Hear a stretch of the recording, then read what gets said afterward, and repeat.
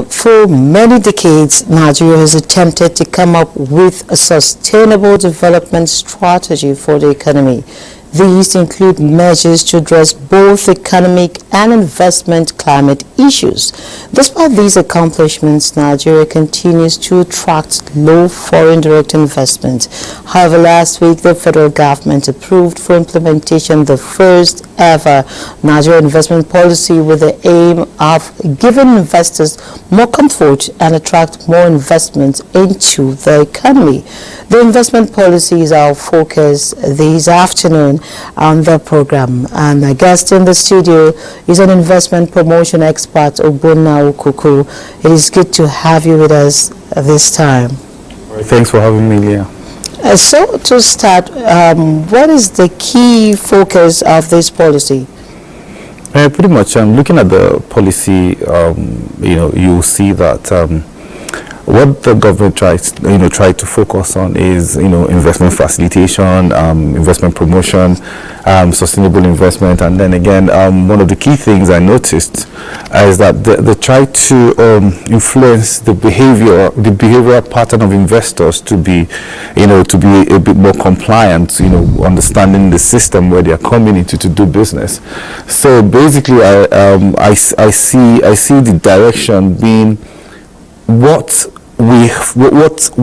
should happen. But be that as it may, I still think there's still a whole lot that needs to be done, because everything that has to do with investment promotion, basically is beyond just a policy document that you come up with. There's so much that has to happen, because when we're looking at investment climate, because there are determinants to that drives investment. Now, if you look at, because you're just looking at the climate, the investment climate. So what happens to your openness to other markets around, apart from the primary market? What happens to other triggers? What happens to the cost of doing business in Nigeria? What happens to the infrastructure deficit? So those policies won't address those major issues that affect investors. So there's still a whole lot, and then what happens to one of the key things, which is the effectiveness of your IPA, that's investment promotion agency. So can your investment promotion agency handhold an investor through tables of where they can get approvals and then get their business started as soon as possible? Can they go to the subnationals to make sure that they get the approvals or the permits that they need, or the land, acquire the land that they need to set up their businesses? So those are the things that's beyond the policy. The practical thing that needs to be done are the things that we are looking at as an expert. These are the things that I will question when it comes to, if I x-ray the document, I'll say, okay, now you have come up with policies. What are the things, like I said, the effectiveness of your IPA? Does the Nigerian Investment Promotion Commission have the capacity to make sure that, do they even have what it takes to make sure that you get approvals, you help investors through, you do the advocacy that an investor requires? Okay, now we're in a transition mode, I would say, and of course we're having to deal with a lot of things. We're seeing rising debt, we're seeing rising inflation, we're seeing rising interest rates for starters. So if you would be looking at this picture from your point of view, where should the focus be? What are the sectors that should be the focus at this point? Yeah, first is first. I think I always say this: investors are resource seeking, and because they are resource seeking, not just natural resources, they also human resources. So they need to see the human capital development within your system too.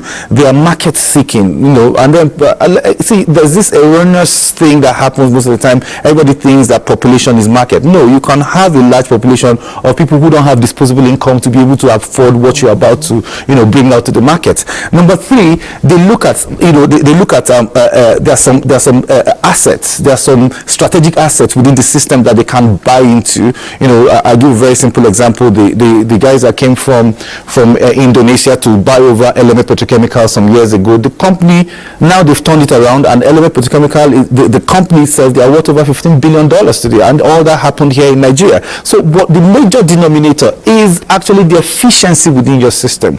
I say this because I always use a case study when I'm teaching investment promotion in a class. I say very simple analogy here.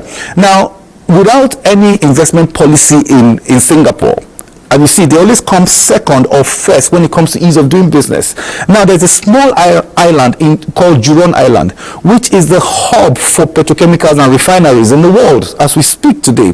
Now, they have, it sits on, it's just a small 3,000 hectare land with an investment of over $35 billion on petrochemicals and refineries alone.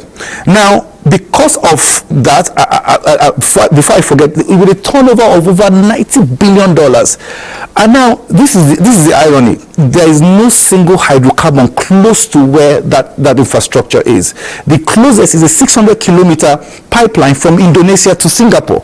So the whole world is going there because there's efficiency in their system. Because everybody knows, if I'm going to Singapore to do business, I am sure that I can be handheld and things will work. It's plug and play. So it's not where your truck is moving from one end to another, and then one local government people stops you on the road, and then you must buy sticker. Those are the things that we should look at. Those are the things that bother investors. So for me, the direction we should go is our ability to make that agency, Nigerian Investment Promotion Commission, more efficient, have the right people, run it, then give them enough power to be able to handhold investors. The advocacy is it, because everybody wants to be able to see investment or investors that they're like water. They flow to areas of least resistance. So if they see you allow them, people can dupe them. They know that that when they are walking around the system, somebody's asking them to pass one envelope before things are done. There are countries where these things are not allowed. So for you to play at that global space where the world chase, there are over $100 billion daily looking for where to go to, and we have natural resources which we need to create. That's why I say everything is all about efficiency. So if you have an efficient system, investment will flow please, to you. I will need you to just give me an understanding. What is Singapore doing differently? What Singapore is doing differently is you can't come into Singapore and want to do business and then you can't. It's not a plug and play. Everything is plug and play. If there's a plug and play approach when it comes to Singapore, like I said, what they did was just like what we have in, let's say, they designed like an Ibaka deep sea. Let me use Ibaka for example. Now, if you come into Ibaka, if it's well structured, all you need to do is come with your portfolio, and then you come in, and then you can start doing business the next day, and everything is all worked out. You have your power in place, you have the road infrastructure, everything all already structured. So the efficiency, that's what I'm saying. That's what they're doing is you can't interface with a human being. Most things are even more structured in such a way that you don't have to deal with one governor.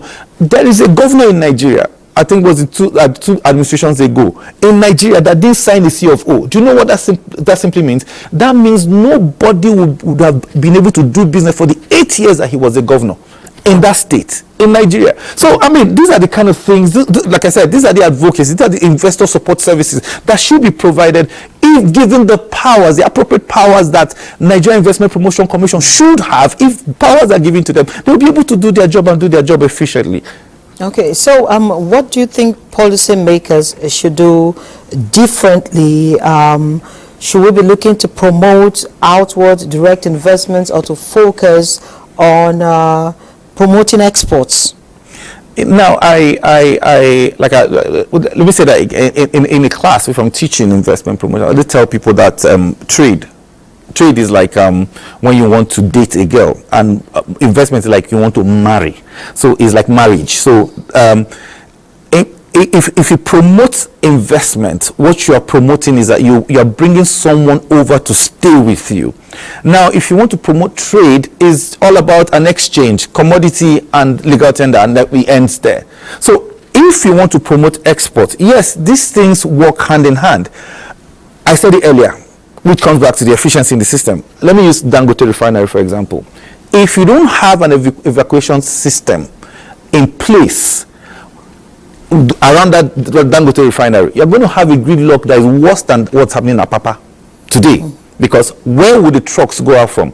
There has to be a coastal way. There has to be a waterway infrastructure designed to evacuate whatever it is that's going to come out from that refinery. So, okay, let me give you a very simple example. It is easier for goods to move from China to Benin Republic than goods moving from Macmillan bus stop on Lagos-Ibadan Expressway to Benin Republic.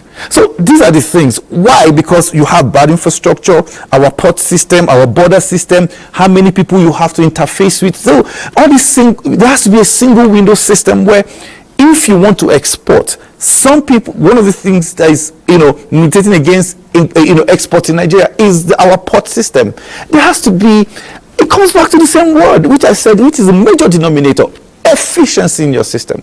If it's not there, so the policymakers should focus on creating efficiency within our system, where there will be a confluence between what the federal government is saying and what the subnationals are doing. They need to understand that investors don't have time. There's what we call a cross-cultural aspect when it comes to investment promotion. Now I'm speaking as an expert now. Now, the way investors reason is what we need to understand. You can't be telling an investor that you want to create jobs. They're not interested in you creating jobs. They are only interested in making money. So all you have to do is strategically think of how to position yourself where you will create the job while the person is making his or her money. So that's how these things work. So it looks very ordinary, but if you are not an expert, you are not an expert, and which is the problem we have been having day in, day out. So while we're talking about hand-holding the investors, and you also pointed out that there's the issue of the barrage of tax forces or whatever crossing from one local government, one state to the other, what sort of synergy should we be seeing from between the federal and the state governors? The first is first. There has to be a conversation. The new administration should have a conversation with all the subnationals. First, we have to have a program.